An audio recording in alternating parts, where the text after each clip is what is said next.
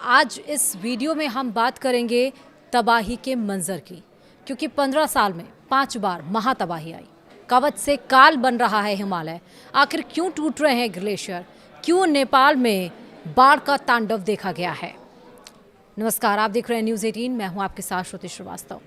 नेपाल में आए अचानक सैलाब में 1000 से ज़्यादा लोग बह गए। अब ये आंकड़ा 4000 है। आधिकारिक पुष्टि नहीं हुई है, आंकड़े और बढ़ सकते हैं। इसका कारण ग्लेशियल झील का फटना माना जा रहा है। ऐसा तब होता है जब ग्लेशियर तेजी से पिघलते हैं। हिमालय की ही बात करें तो पिछले 15 साल में इस वजह से 5 महातबाही आ चुकी है। हालांकि ग्लेशियर फटने से इतिहास की सबसे दर्दनाक घटना पेरू में 1970 में हुई थी, जब 18,000 से ज़्यादा लोगों की जान चली गई थी। लेकिन पेरू के बाद से भारत में भी ग्लेशियर बस्ट की वजह से 5 घटनाएं सामने आई हैं। जी हाँ, दरअसल नेपाल में तिब्बत की ओर से अचानक आई भीषण बाढ़ की वजह ग्लेशियर झील का फटना माना जा रहा है। ऐसा तब होता है जब ग्लेशियर तेजी से पिघलता है, इससे झील पर दबाव बढ़ता है और वह टूट जाती है। इसे ग्लेशियर लेक आउटबस्ट कहते हैं। नेपाल की जिस भोटेकोशी नदी में भीषण बाढ़ आई है, उसके साथ बर्फ मलबा भी बह कर आया है, जिससे कुछ ही मिनटों में नदी का जलस्तर 8 से 10 मीटर तक बढ़ गया है। कवच के तौर पर माना जाने वाला हिमालय अब काल बन रहा है। इससे पहले भी हिमालय क्षेत्र में ग्लेशियर फटने की कई घटनाएं हो चुकी हैं। इनमें सबसे भीषण सैलाब 2013 में केदारनाथ में आया था, जिसमें हजारों लोगों की जान चली गई थी। नेपाल के रसुआ जिले में बुधवार को अचानक आई भीषण बाढ़ ने सब तहस नहस कर दिया। इस बाढ़ में 1000 से ज्यादा लोगों के बह जाने की संभावना जताई जा रही है। आंकड़ा 4000 हो गया है और भी बढ़ सकते हैं। आधिकारिक पुष्टि अभी नहीं है। हालांकि प्रशासन की ओर से अभी तक कोई पुष्टि नहीं की गई है। बाढ़ के साथ आया सैलाब इतना भीषण था कि मिनटों में ही यहाँ चल रही परियोजनाएं, पुल और पावर प्लांट को अपने साथ बहा ले गया। अधिकारियों ने भाटेकोशी नदी के किनारे रहने वाले लोगों को तुरंत ऊंचाई वाले स्थानों पर जाने की सलाह दी है। अब सवाल ये कि कैसे फटते हैं ग्लेशियर फटना और ग्लेशियर लेक आउटबस्ट फ्लड पिछले कुछ सालों में बार बार हुआ है। यह उस स्थिति को कहते हैं जब ग्लेशियर पिघलने से बनी झील का नेचुरल बांध अचानक टूट जाता है। ऐसी स्थिति में पानी का सैलाब, बर्फ और मलबा तेजी से घाटियों की ओर बहता है। साइंस के नज़रिए से समझें तो जब ग्लेशियर आगे बढ़ते हैं तो वे अपने साथ रेत, बजरी और चट्टानों के मलबे के ढेर को छोड़ते जाते हैं, जो बड़ा टीला बन जाते हैं। इसे मोरेन कहा जाता है। ग्लेशियर का पानी इसी के अंदर जमा होता है और इसी से एक झील बन जाती है। जब झील में पानी ज़्यादा भर जाता है या कोई विशाल पहाड़ टूटकर गिर जाता है तो ये मोरेन यानी कि नेचुरल बांध टूट जाता है और कुछ ही मिनटों में पानी तबाही अपने साथ लेकर घाटियों में बहने लगता है। इसरो की एक रिपोर्ट के अनुसार 1984 से लेकर 2023 के बीच हिमालयी क्षेत्र में 2431 बड़े ग्लेशियल झीलों में से 676 झीलों का आकार बढ़ा है। इनमें 130 झीलें भारत के सिंधु, गंगा और ब्रह्मपुत्र बेसिन में हैं। इसलिए हिमालय में ग्लेशियर फटने की घटनाएं बढ़ रही हैं। सवाल ये भी है कि क्यों ग्लेशियर फटने की घटनाएं हो रही हैं। सबसे पहले ये समझना ज़रूरी है कि आम बोलचाल में जिस घटना को ग्लेशियर फटना कहा जाता है वो ज़्यादातर मामलों में ग्लेशियर लेक आउटबस्ट फ्लड यानी कि ग्लेशियर झील के अचानक फटने की घटना होती है। ग्लेशियर पिघलता है तो उसके आसपास पानी जमा होने लगता है और धीरे धीरे वहाँ बड़ी झील बन जाती है और इन झीलों का अक्सर बर्फ, चट्टानों और मिट्टी से बने प्राकृतिक बांध रोक कर रखते हैं। ये बांध कंक्रीट के नहीं होते, इसलिए बहुत मजबूत भी नहीं होते। अगर किसी वजह से इन पर दबाव बढ़ जाए तो ये टूट सकते हैं और इसके बाद झील का पानी बेहद तेज़ रफ्तार से नीचे की तरफ बहता है।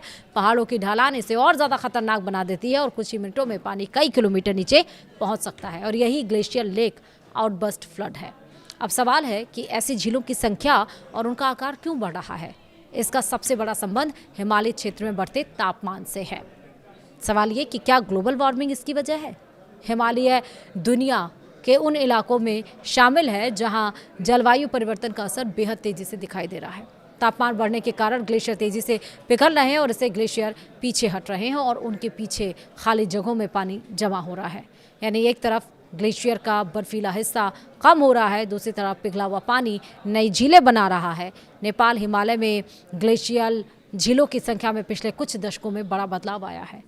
उपलब्ध जो रिसर्च मौजूद है उसके मुताबिक 1977 में यहाँ करीब 606 ग्लेशियल झीलें दर्ज की गई थी। 2017 तक इनकी संख्या बढ़कर करीब 1541 हो गई हैं। इसका मतलब ये नहीं है कि हर झील कभी भी फट जाएगी, लेकिन जितनी ज़्यादा झीलें बनेंगी उतने ही ज़्यादा ऐसे स्थान होंगे जहां भविष्य में जोखिम पैदा हो सकता है। और यही वजह है कि वैज्ञानिक ग्लोबल वार्मिंग और ग्लेशियल झीलों के बढ़ते खतरों के बीच सीधा संबंध देखते हैं।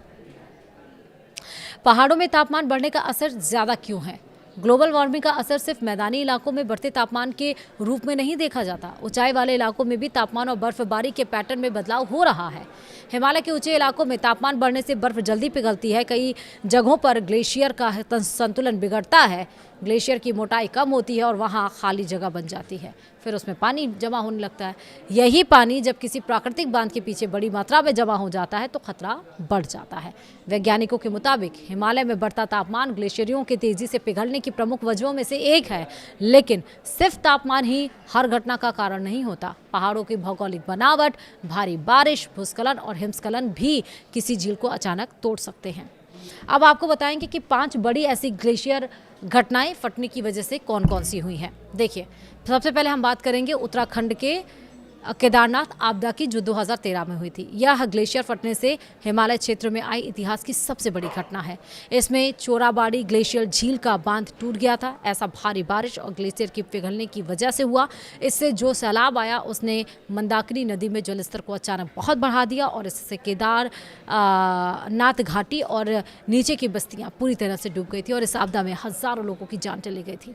उत्तराखंड के सरकारी आंकड़ों में से 5700 से ज़्यादा लोगों को जान जाने की पुष्टि की गई थी। बाद में इनकी संख्या बढ़कर 6054 कर दी गई। मरने वालों में ज़्यादातर तीर्थयात्री थे जो केदारनाथ दर्शन करने गए थे और ये सैलाब अपने साथ पुल सड़कों को बहा ले गया था। केदारनाथ मंदिर तक जाने वाले 14 किलोमीटर लंबा पैदल मार्ग भी बुरी तरीके से तबाह हो गए थे। दूसरा है सिक्किम में 2023 में आया था साउथ लोहनुक झील में। 3 और 4 अक्टूबर को सिक्किम में साउथ लोहनुक ग्लेशियर झील के फटने से भारी तबाही आई थी। ऐसा तब हुआ था जब झील को रोकने वाला नेचुरल बांध यानी कि मोरेन का एक बड़ा हिस्सा झील में गिरा। इससे तकरीबन 20 मीटर ऊंची सुनामी जैसी लहरें उठने की तबाही की बात कही गई थी, जिससे झील टूट गई और तीस्ता नदी के रास्ते आए सैलाब ने तबाही मचाई। इस आपदा में पहले 30 से 32 लोगों के मारे जाने की संभावना जताई गई थी। हालांकि राज्य आपदा प्रबंधन प्राधिकरण ने आधिकारिक तौर पर 70 से ज़्यादा मौतें दर्ज की। 100 से 120 लोगों को लापता बताया गया। यह आपदा करीब 60,000 लोगों के प्रभावित होने की वजह बनी थी। सैलाब में 13 पुल बह गए थे, सड़कें टूट गई थी और राष्ट्रीय राजमार्ग 10 को क्षति पहुंची थी। तीसरी जो ग्लेशियर टूटने की वजह से घटना हुई है वो है फिर से उत्तराखंड 2021 में चमोली आपदा। चमोली जिले में 7 फरवरी को आया सैलाब अपने साथ सैकड़ों लोगों को बहा कर ले गया। ऐसा तब हुआ था जब बर्फ की चट्टान का एक बड़ा टुकड़ा टूटकर झील में गिरा और उससे रौती, ऋषि गंगा और धौली गंगा नदी में सैलाब आ गया। इस आपदा में तकरीबन 200 से ज़्यादा लोगों के मारे जाने के सरकारी आंकड़े जारी किए गए थे और बाद से 80 से 85 लोगों के शव और बरामद हुए। इनमें ज़्यादातर वे थे जो पास ही चल रही पनबिजली परियोजना में मजदूर के तौर पर काम कर रहे थे। सैलाब की वजह से 13.2 मेगावाट की ऋषि गंगा पनबिजली परियोजना को पूरी तरह से नष्ट कर दिया था। ऋषि गंगा और धौली गंगा के संगम के पास एक पुल भी बह गया और कई अन्य पुल टूट गए थे। चौथी जो घटना है वो है नेपाल की 2021 में मेल मची बाढ़ की वजह। सिंधुपाल चौक में 15 जुलाई को मेलमची नदी में आया भीषण सैलाब कई लोगों की मौत का कारण बना था। लगातार बारिश और ग्लेशियर पिघलने की वजह से पेमधुम त्सो झील में आए उफान को इसका कारण बताया गया था और इस आपदा में नेपाल की ओर से 5 लोगों के मारे जाने की पुष्टि की गई थी, जबकि विश्व बैंक के आंकड़ों में 17 मौतें दर्ज की गई थी। बाढ़ में सैकड़ों घर बह गए थे और कई बस्तियों का सड़क संपर्क कट गया था। सैलाब इतना भीषण था कि मेलमची बाजार में मलबे की 10 मीटर ऊंची परत जम गई थी। उसके बाद नेपाल में जहां आज भोटेकोशी में आया है ग्लेशियर फटने की वजह से बाढ़ की तबाही, पहले भी आ चुकी है। नेपाल सीमा 2000 मतलब भोटेकोशी में आई थी। तिब्बत नेपाल सीमा 2016 में यहां पर तबाही का मंजर देखा गया था। नेपाल में जहां आज तबाही आई है वहां ऐसी ही तबाही ठीक 10 साल पहले 5 जुलाई 2016 को आई थी। इसमें 4610 मीटर की ऊंचाई पर स्थित गोंग बातुंगशा ग्लेशियर झील का नेचुरल बांध टूट गया था और उसके साथ बोटेकोशी नदी में ऐसा सैलाब आया जिसमें सैकड़ों लोग बह गए थे। हालांकि ये सैलाब उतना भीषण नहीं था जितना खतरनाक आज आया है। उस वक्त आए इस सैलाब में मौतें कितनी हुई थी इसका आधिकारिक तौर पर कोई रिकॉर्ड नहीं मिला। हालांकि इस आपदा ने बोटेकोशी पनबिजली प्लांट को भारी नुकसान पहुंचाया था। वहीं सबसे ज़्यादा ग्लेशियर टूटने की जो तबाही थी, जो घटना थी, वो 1977 में आई थी। पेरू में ग्लेशियर फटने में मारे गए थे 18,000 से ज़्यादा लोग। इतिहास में ग्लेशियर फटने से सबसे बड़ी आपदा पेरू में 1970 में आई थी, माफ़ करिएगा 1977 नहीं 1970 में, जिसमें 18,000 लोगों के ज़्यादा मारे जाने की पुष्टि की गई थी। एक शक्तिशाली भूकंप के बाद यहाँ हुस्कारार पर्वत टूट गया था और इससे करोड़ों घन मीटर बर्फ, पानी और मलबा नीचे की ओर बहा। सबसे ज़्यादा तबाही युंगाई शहर में मची थी। तो ये घटनाएं होती हैं ग्लेशियर फटने की वजह से। हालांकि जो नेपाल में तबाही आई है उसको लेकर अब यूपी और बिहार में भी अलर्ट घोषित किया गया है। इस वीडियो में इतना ही। नमस्कार।